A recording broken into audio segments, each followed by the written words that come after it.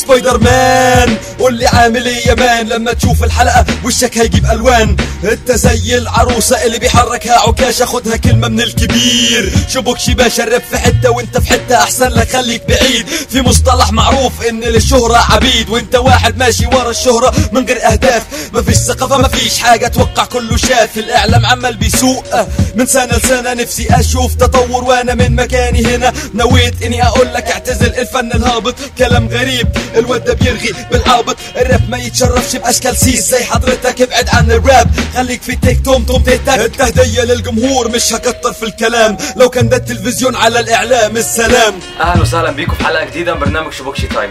احمد سبايدر نجم الشاشة بونبوناية النت. في البداية كده هكلمك على الراب اللي المفروض ان انت بتغنيه يعني.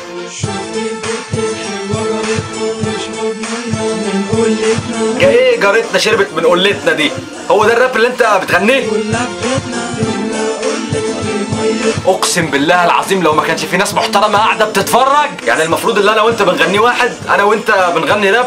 هي الاشكال دي هي اللي مخربه الراب. عايش فين انت يا ابني؟ في الارياف؟ يعني ايه امن مركزي؟ يعني في عز الشمس تلاقيني بسلاحي لابس اسود. بسم الله الرحمن الرحيم. هما بيطلعوا امتى؟ بيطلعوا حسب الاوامر يا ست. يعني رمية في الشارع جنب رصيف اسود. تمام يا فندم. حط على صورته شريط اسود. كخ يا بابا كخ. يعني يوم ما وقعت كان يوم على مصر اسود. ما كخ يا ابني انت، ايه ما عندكش مدرسه تروحها ولا ايه؟ ينعل ابو ام اللون الاسود على ابو الحلقه السوداء عليا وعليك، وانا استاهل ضرب الجزمه اني لابس تيشيرت سوداء اساسا. مش فاهم انا يعني انت محروق قوي من اللي بيحصل ليه؟ انا واحده اتطلقت من جوزي. واتطلقتي ليه يا حلو؟ وكنت بودي عيالي عند اهلي. وكان عندك عيال كمان؟ يا حرام، ارفعي قضيه نفقه عليه وهو ما يقصرش معاكي. بقول للناس كلها اهو، انا وائل غنيم هو كل حياتي، وهفضل وراك يا وائل يا غنيم. ايه علاقة القناة؟ ايه علاقة القناة بالكلام؟ غنيم كل حياتك؟ بالراحة يا عم، غرقت الراجل اللي قدامك ولا عشان سبايدر يعني؟ اللاب وقف. اللاب وقف؟ طب خليه يقعد يا حبيبي عشان ما يتعبش. يصول عنتر كيافات جلوكياري تتروما. يا فندم ايوه، ما انت ما تعرفش ايطالياني، يعني انا عنتر اللي مسجد روما كلها.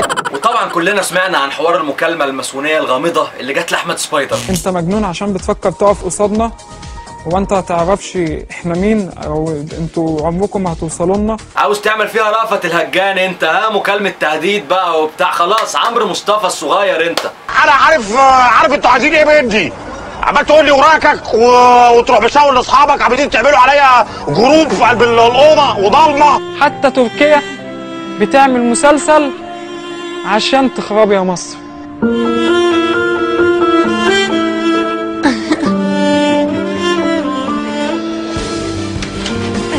انهي مسلسل بقى فيهم؟ ما المسلسلات التركية كتير اليومين دول. المصريين بيكتبوا، شباب مصر بيكتبوا يا ريتني كنت تركي ما كنتش اسرائيلي. شباب مصر بيكتبوا ايه؟ ليه؟ على اساس ان شباب مصر يهود مثلا؟ ان تركيا لها قوات في العراق بتضرب في الاكراد في العراق.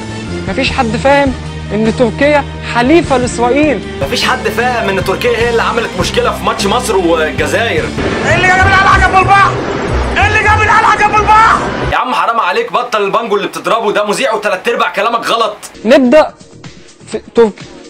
اللي بعده. يا جدع ده انت بقالك 7 دقايق بتتكلم، هتيجي تبدا دلوقتي؟ بيملوا اكياس بول ويرموها على الشرطه. بطل الرخامه يا حماده. انا اسمي حماده. انا اسمي توفيق. اتاريك يا ابني اعصابك تعبانه. يا عم قول كلام عاقل، انت المفروض انك مذيع بتوصل وجهه نظر الناس على الاقل، يعني بالنسبه لك انت بتوصل وجهه نظرك، بس قول كلام مفهوم كده يتعقل. وصلنا لاخر الحلقه وشكرا لكل اللي تابعنا. ما تنسوش شير وسبسكرايب ولايك البيج بتاعتنا على الفيسبوك عشان تشاركونا الاراء، وان شاء الله الحلقات الجايه احسن. شكرا، باي.